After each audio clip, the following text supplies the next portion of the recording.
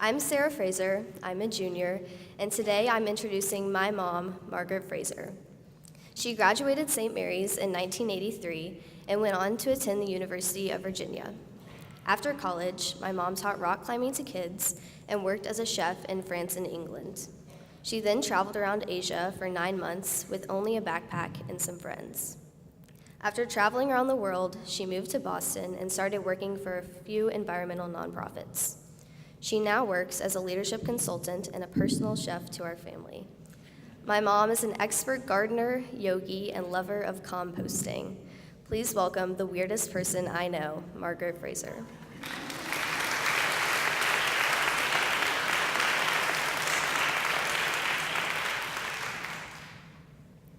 Thank you, Sarah. I think most of those things are true, the weird part for sure.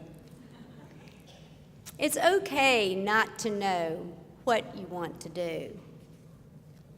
And you can learn a lot when you ask for help. Last week, I had the privilege of interviewing several seniors when we did the mock interviews where they're practicing for their colleges.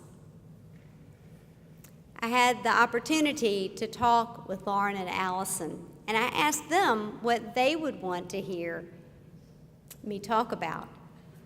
One said, I wish that I had realized earlier on what a supportive community St. Mary's is. The friends, the teachers, everybody wants you to be you and wants you to be successful. And I don't think that happens at many other schools. The other one went back to a place that we had in our conversation earlier about career paths. And she said, can you please talk about how life doesn't have to be a straight path? Well, as from what you heard, from some of the things that I've done, my life certainly hasn't been a straight path, even a clear path to me at many times. And that's what I want to talk about today. When I was a sophomore and junior at St. Mary's, several of my friends started to figure out what they wanted to do, and that was great for them. I had a friend who wanted to be a doctor. She knew she was going to med school.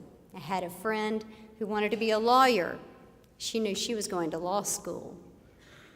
I still didn't know, and that was really hard for me at times. I thought, what's wrong with me? Why don't I know? I had periods of self-doubt, uncertainty.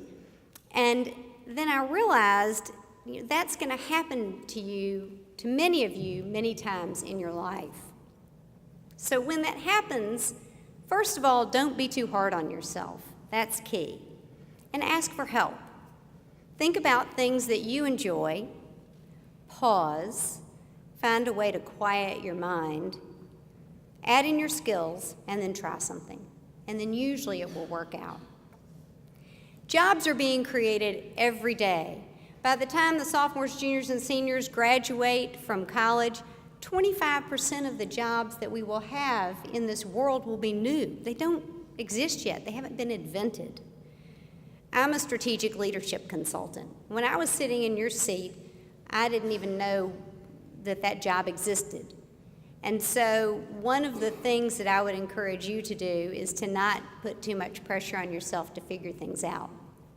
What do? I teach people, and I help them figure out how to use their skills to reach their goals.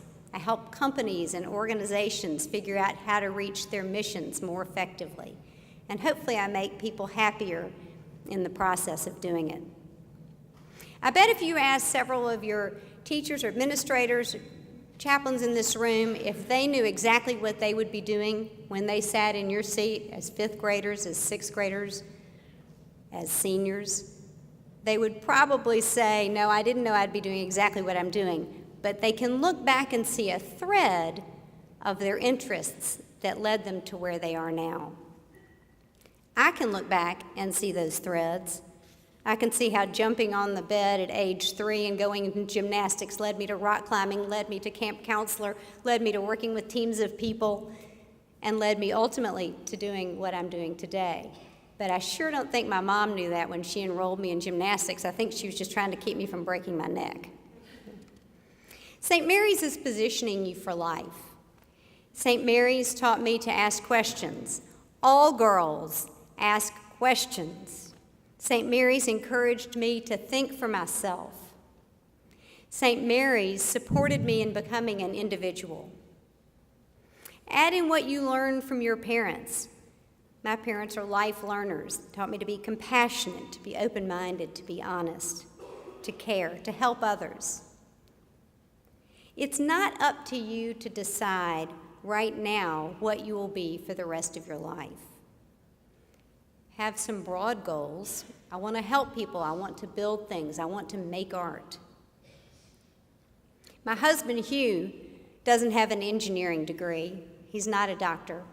But he's part of a team of people that manufacture medical devices.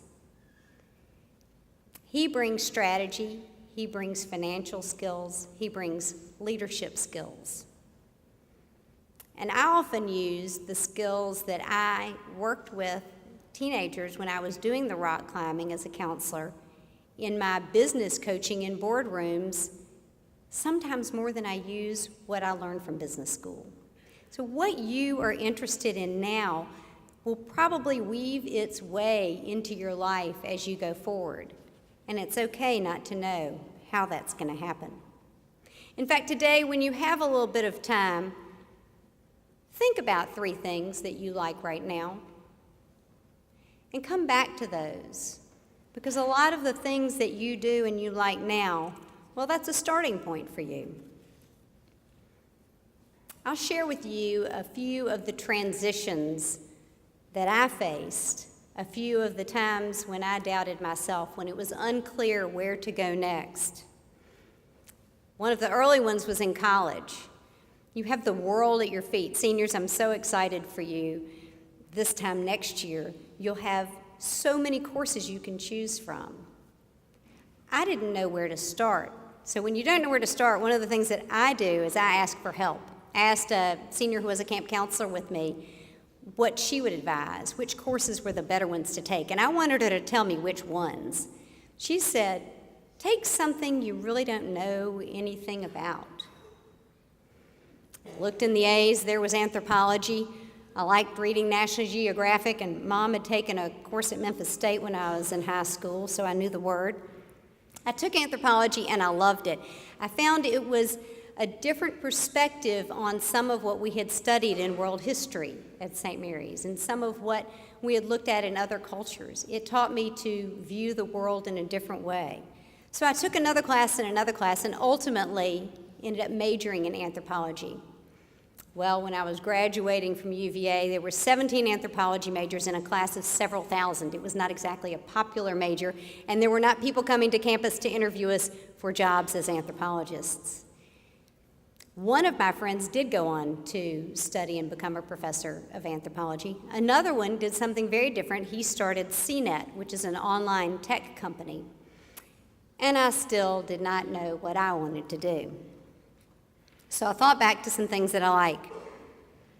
And I thought back to why I liked them. I liked to travel. I liked languages. At St. Mary's, I took Latin and French. I love to cook. Brandon Morrison and I we took a fancy cooking for teenagers course and had some success in that until we managed to stop up her mother's drain with the grease from the spaghetti that we made, and didn't make that mistake again, fortunately. So I went to England and France and I cooked. I apprenticed to a chef. I was not a chef. I think Sarah glorified some of what I got to do. I was peeling potatoes and chopping garlic, and I was loving it. I was speaking French. I learned so much. One of the things that I really learned, though, was the failure to realize that I wanted to be a chef. In fact, I realized I did not want to do it. And a lot of times failure can be just as good a teacher, or is just as good a teacher as success and figuring out what you want to do. So there I was again. What do I want to do? Well, I'd saved enough money, and I did take my backpack and went around India and Nepal and China, traveled to a lot of the places I'd studied about in anthropology, and found my eyes were open to many different ways of life and many different ways of thinking. It was pretty neat that was key in getting my first job when I moved to Boston. Earthwatch really valued that I had traveled and been to those places.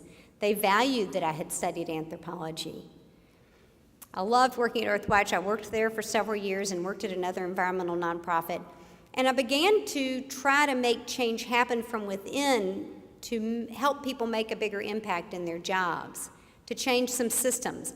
And I kept hitting the glass ceiling, not the glass ceiling because I was a woman, but the glass ceiling because I was inexperienced. And I wanted to make change happen on a broader scale. So that failure to be able to do it led me to business school, where I studied strategic change of organizations, and that's much of what I do now. Reverend Bush talked about pauses in life.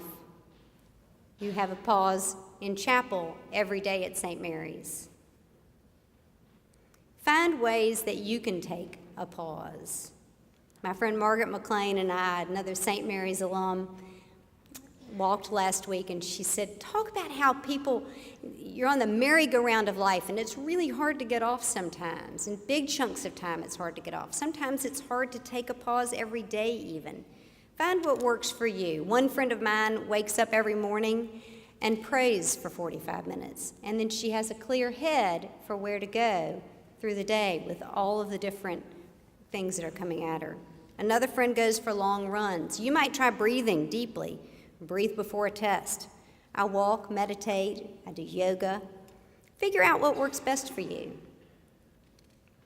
One thing's for sure, you can't always think your way to an answer, and you can't do it alone. It's important to believe in something greater than you are. Surround yourself with supportive people. Recently, my husband Hugh heard me talking about this, figuring out about this talk, and also talking about a neat job that somebody was doing. And he said, well, why don't you would be great for that. Why don't you try out for that? Surround yourself with supportive people.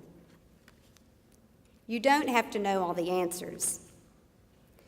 Sarah likes to find good podcasts when we have long family drives. And last spring, we were headed across the New Mexico desert. She came across one that had just been published on NPR by Malcolm Gladwell, who's an author and creative, very free thinker. And he talked about how you can't always decide your way to your future. You have to be open and try things, and then you'll meet people. Different things will come your way. You can't predict it. It's okay not to know what you want to do.